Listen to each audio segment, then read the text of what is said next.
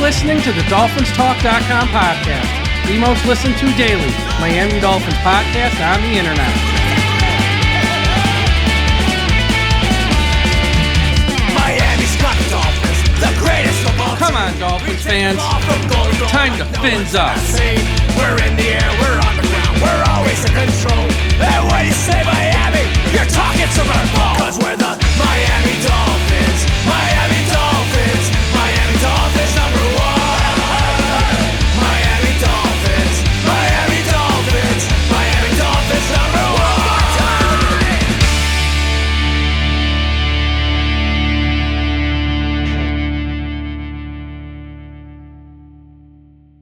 Good afternoon, Miami Dolphins fans. How are you today? And thank you for listening to the DolphinsTalk.com podcast on this Tuesday, August 13th. I am your host, Mike Oliva, flying solo today, and we're going to go over all the news in the world of the Miami Dolphins as they made a roster move today. We got some injury updates, some good, some bad, and we're also going to go over the practice notes of everything that took place on the practice field today.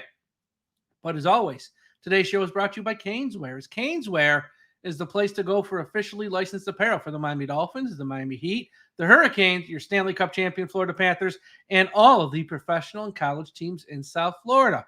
Looking for the latest jersey, a gift, or the newest hat to hit the market for your favorite South Florida team? Check out Caneswear for their overwhelming selection of sports apparel.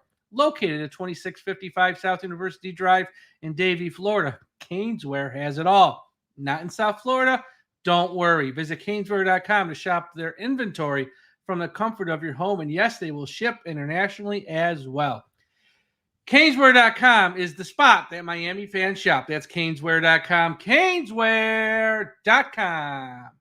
Also, a big shout out to everyone who has already signed up for Dolphins Talk Extra. And if you haven't, why haven't you? Everyone go to patreon.com/Dolphins Talk for bonus shows, extra shows, hence the name, and interactive shows are going to be starting soon where you, the listeners, can come on podcasts with us, and we're going to have watch-alongs, fantasy games, survivor pools, pick-em leagues where cool prizes like action figures of Miami Dolphins players like this one if you're watching on YouTube, of Tyreek Hill. We got a couple of these. We got FOCO bobblehead dolls to give away if you win the contest. And it's just, we also have a private message board. You know, Twitter, Facebook can get a little crazy when you're trying to interact with other Dolphins fans. If you want a laid-back conversation with normal Dolphins fans, no matter what your opinion is, you're not going to get judged. We have a message board, Dolphins Talk Extra. All the free shows like this and the free stuff up at the website is going to stay 100% free. But Dolphins Talk Extra, $3 a month or $5 a month, all depending on what tier you want.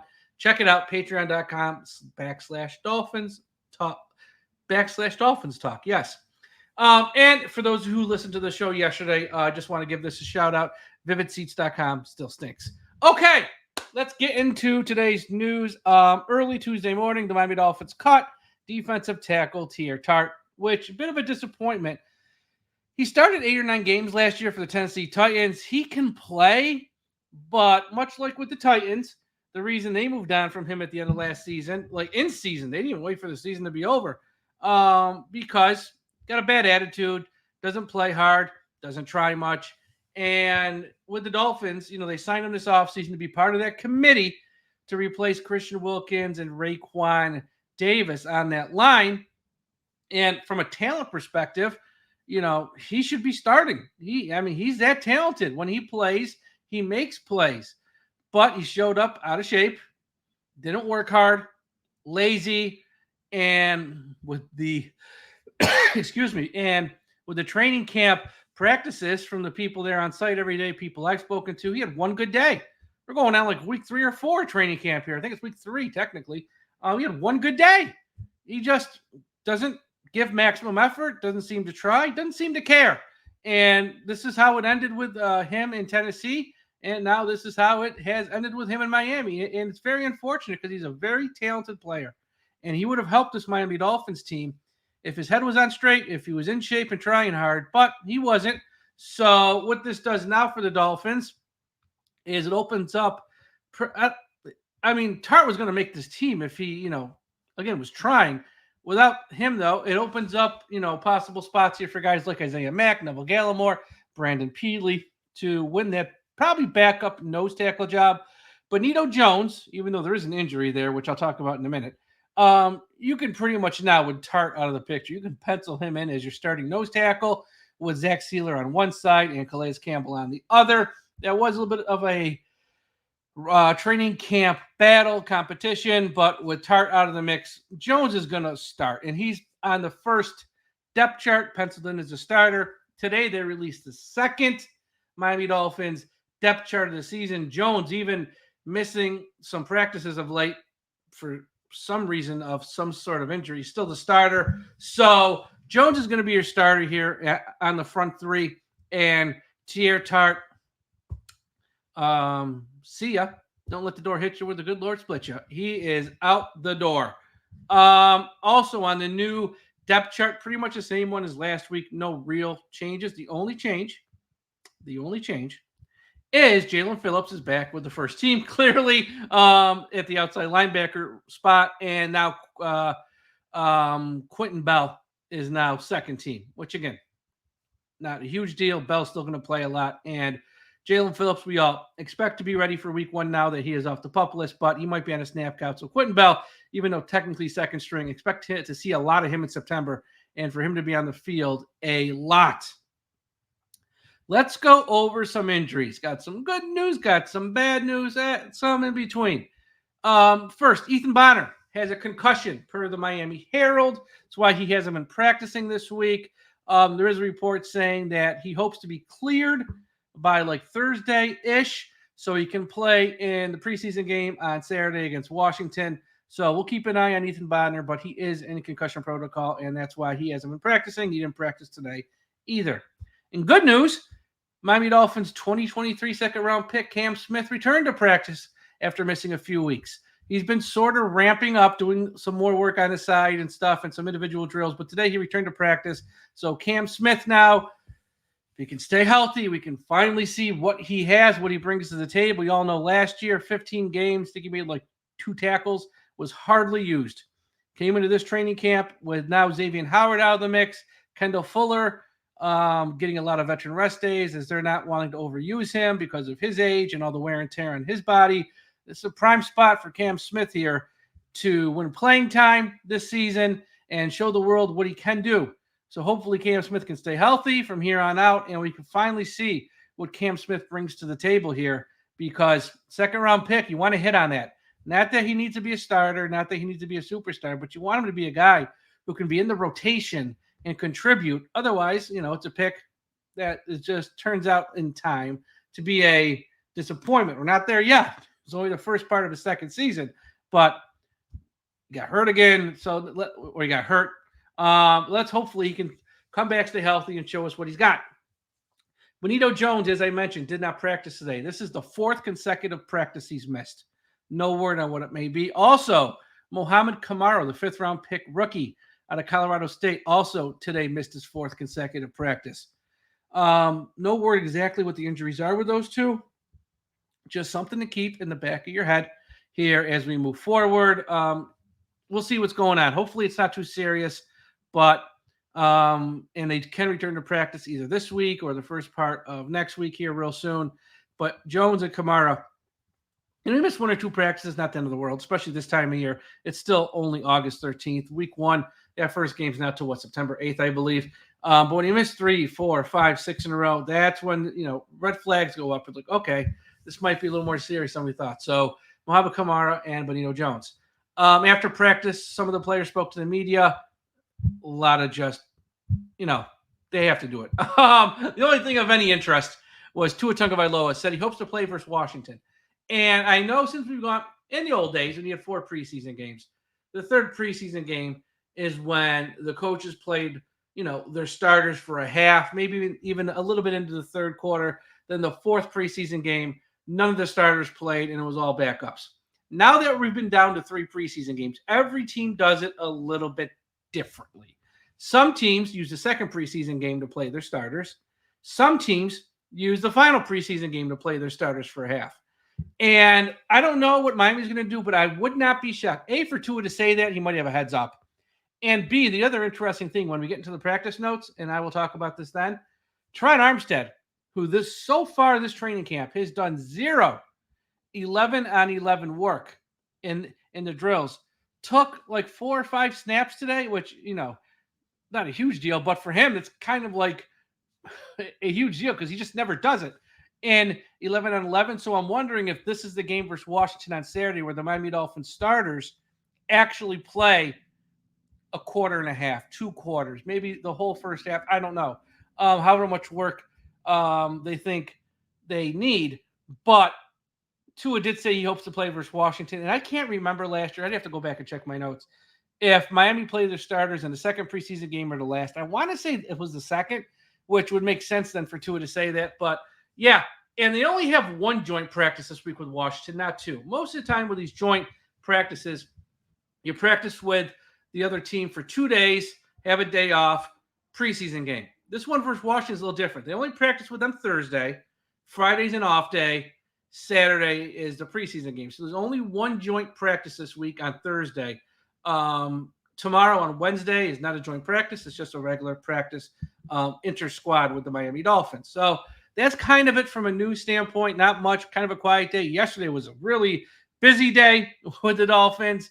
So yeah, that's all for that. Now let's get to the practice notes. But before I get to the practice notes, real quick, a shout out to everyone listening at finheaven.com. Everyone go to finheaven.com, the largest Miami Dolphins message board on the internet. Also, a shout out to our friends at the I Am a Miami Dolphins fan Facebook page, run by the very talented Carlos Hernandez. If you're on Facebook, please be sure you are listening to the I Am a Miami Dolphins fan Facebook page. Also, wherever you're listening to this podcast, whether it's Apple Podcasts, Spotify, Podbean, Podchaser, iHeartRadio, Audible, YouTube, subscribe, because you don't want to miss an episode. We have at least 1 show each day, most days, multiple shows. We have you covered like no other outlet. We got 2 big interviews coming up. I don't want to say with who. They're big. You're not going to want to miss them. So that's why you want to subscribe. So when those interviews drop, you are notified on your smart device. Let's get to the practice notes. So real quick here. The Miami Dolphins today had a padded practice and fans were in attendance. One of our staff members, Little Birdie, was on site, and these are the notes he sent in here for the practice notes. Today, the people who did not practice, Jaylen Ramsey missed his 2nd practice in a row. Do not fret. He's fine. Again, veteran. He doesn't need to be out there every day in mid-August. Jaylen Waddle sat out practice. Anthony Schwartz sat out practice. Jordan Poyer, after practicing yesterday, sat out practice today. Javon Holland, he did not practice. Benito Jones, Anthony Walker, Jeff Wilson, Jody Fortson, Tanner Connor, Mohamed Kamara, and Salvon Ahmed also did not practice. So those are the guys who did not participate. Robert Jones wore the orange jersey today at practice for his work yesterday. Robert Jones is your left guard to open the 2024 season. They might not make it official, but there's literally nobody else, especially now they're in Brewer Down. So Robert Jones will be starting at left guard next to Teron Armstead to open the season. As I said, Teron Armstead actually did a few 11 on 11 reps today. Like he did 1 or 2 at the start of practice, didn't do any, then toward near the end did like 1 or 2 more. So he had like 4 or 5 total. 11 on 11 reps, which again for him is very rare. He is in bubble wrap, as everyone likes to joke about. And today they kind of removed the bubble wrap a little bit, which makes me think he might play in this preseason game on Saturday. Even if he only plays for like 1 series, he might actually play a series. Who knows? Overall today, this is not shocking. Sit down. The defensive line owned the offensive line today. It's been that way pretty much every practice so far because the offensive line is just not very good. Emmanuel Agba beat Austin Jackson a few times in drills and on some plays. Brandon Peely and Isaiah Mack beat Andrew Meyer a few times. And Wyatt Ray, who just got here yesterday, beat Ryan Hayes. So, again, I'm not going to talk about the offensive line again today. As I've said before, if you don't think the offensive line is a problem, you're just lying to yourself and trying to cope to make yourself feel better. Kendall Fuller broke up a pass from Tua to Willie Snead. Quentin Bell tackled Raheem Mostert for a loss on the play. David Long broke up a Tua pass to Durham Smythe. Skylar Thompson hit Braylon Sanders for about 12 yards roughly. Skylar Thompson hit Tyreek McGowan for about a 10-yard play. Chop Robinson, who's back at practice, sacked Tua on a play. It sounds like Chop is back healthy. He didn't play Friday, Asked after the game, Mike McDaniel said he had some minor injuries. He was back on the practice field yesterday, back practicing today. Being a rookie, I would expect him to get his first action in a preseason game this Saturday versus Washington. Can't wait to see Chop in a preseason game. Calais Campbell, he stopped Achane for a short gain. Jaylen Wright had a run for no gain when Duke Riley made the stop at the line of scrimmage. Can you see a trend here that none of these guys are breaking off long runs because the offensive line really can't do anything? Jordan Brooks dropped an easy interception on a Tua pass. Jack Driscoll actually had a nice block on Isaiah Mack, and I only mention that because he's been so bad in camp so far. It's just he finally makes a good play, probably worth mentioning. Mike White hit Julian Hill for a touchdown in red zone drills. Kendall Fuller broke up a Tua pass in red zone drills. Jonnu Smith scored a touchdown on an end around. Eric Uzakama, back practicing, caught a touchdown from Mike White in red zone drills. Marcus May intercepted a Tua pass that was deflected, I believe, by Sirianni Neal.